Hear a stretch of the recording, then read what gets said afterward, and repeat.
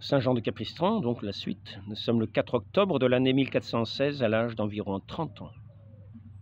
Jean revêtit les livrées séraphiques au couvent de Pérouse et fut placé sous la direction de Onufre de Seggiano, simple frère laid, mais religieux d'une rare prudence et d'une haute sainteté. Dès le premier jour de sa vie religieuse, Jean de Capistran travailla courageusement à dépouiller le vieil homme pour revêtir le nouveau.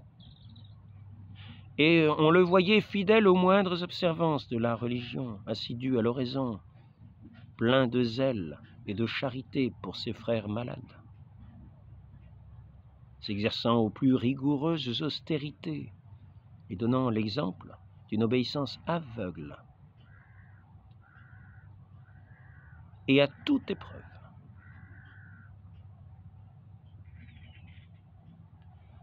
Ces méditations, dit un de ses biographes, avaient pour objet ordinaire les grands mystères de la passion du Sauveur, et elles étaient accompagnées de gémissements et d'abondantes larmes. Il était aussi très dévot à la Mère de Dieu et la saluait fréquemment avec l'ange Gabriel, sachant qu'on ne saurait arriver à la palme de la victoire sans le secours de cette glorieuse Vierge.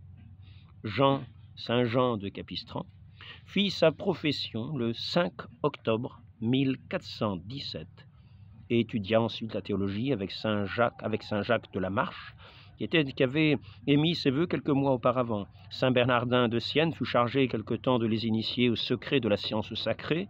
Il fut leur premier lecteur. Les disciples étaient dignes d'un tel maître. Ainsi se forma cette étroite et sainte amitié qui unira les trois hommes de l'observance, les trois grands champions de l'Église du XVe siècle. Saint Jean de Capistran, en peu de temps, des progrès si surprenants dans les études théologiques que saint Bernardin disait, Jean apprend en dormant ce que les autres n'apprendraient qu'en travaillant jour et nuit. Il semblait avoir reçu... Le chien est toujours là. Il semblait avoir reçu la science infuse. Ces historiens nous disent en effet que sous la forme d'une coupe d'argent, dans laquelle la très sainte Vierge présenta à boire à son fervent serviteur, il reçut l'intelligence des saintes Écritures. Aussi, sa doctrine était-elle vraiment merveilleuse et toute céleste. Saint Jean de Capistran fut profond, théologien et savant canoniste. Il fut en vérité le plus grand missionnaire de son temps, celui dont la parole exerça le plus de puissance sur les peuples. Vers l'année 1418, Saint Bernardin, qui jusque-là n'avait prêché que dans la Toscane, étendait son apostolat à toutes les villes, à toutes les provinces de l'Italie. Jean de Capistran voulut entendre un maître si illustre par ses talents et ses vertus et étudier à sa manière d'annoncer la parole divine. Il passa 1 an à son école, attentif, comme le plus humble de ses disciples. À profiter de ses moindres leçons, il fut témoin de ses succès auprès du peuple. Il le vit aux prises avec le vice, avec les désordres dont l'Italie était désolée. Toujours victorieux, mais toujours humble. Toujours homme de prière et de pénitence. Comptons plus pour surmonter les obstacles sur la grâce divine que sur son éloquence et les ressources de son esprit. Jean de Capistran, parvenu lui-même au sommet de la vertu, comprit le secret de ses succès éclatants. Il en fera la règle de sa conduite, bien plus. Il égalera son maître s'il ne parvient même pas à le surpasser par ses travaux vraiment prodigieux, ses grandes œuvres. Vers l'année 1420, que Saint Jean de Capistran fit ses premiers essais de prédication. Il n'était encore que diacre. Saint Bernardin l'avait envoyé à sa chère ville de Sienne pour l'évangéliser. Il parut ensuite dans quelque autre ville de la Toscane. Les fruits qu'il y recueillit furent l'heureux présage de ce que serait un jour son apostolat. Après les premières prédications, ses supérieurs lui faisaient franchir le premier degré du sanctuaire. La consécration sacerdotale revêtait Jean de Capistran de la puissance d'en haut. Il commença sa vie apostolique vers l'année 1423. À partir de cette époque, plus de repos pour lui. Il parcourt en apôtre les provinces et les nations. Il se multiplie en quelque sorte avec la rapidité de la foudre pour conquérir les âmes. Il fait face à toutes les erreurs. attaque toutes les sectes, ramène à Dieu par centaines de mille les pécheurs égarés, les juifs, les hérétiques, les schismatiques, et force les autres au silence par la sainteté de sa vie. La force de sa parole et l'éclat de ses miracles. Il procure la réforme et la dilatation de sa famille religieuse.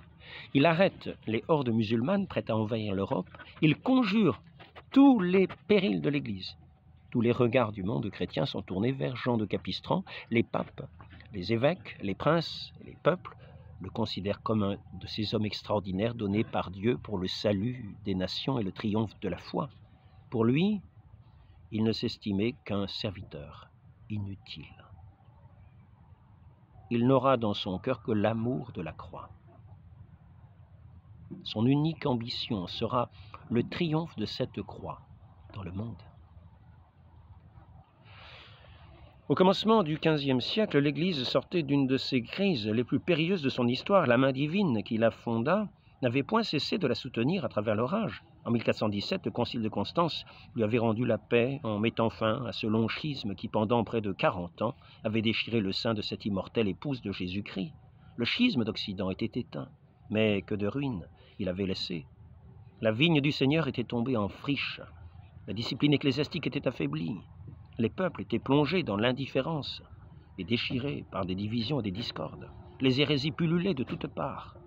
Pour guérir tant de maux dont la société chrétienne était travaillée, Dieu lui envoie des hommes providentiels, tels que les saints Bernardin de Sienne, Saint Jean de Capistran, Saint Jacques de la Marche et cette petite foule d'hommes apostoliques sortis de la famille franciscaine de l'observance, ces grands observateurs des peuples ébranleront, ces grands réformateurs des peuples,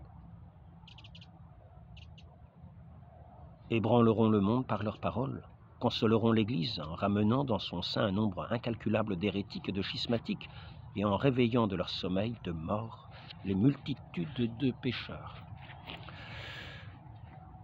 La suite au prochain épisode.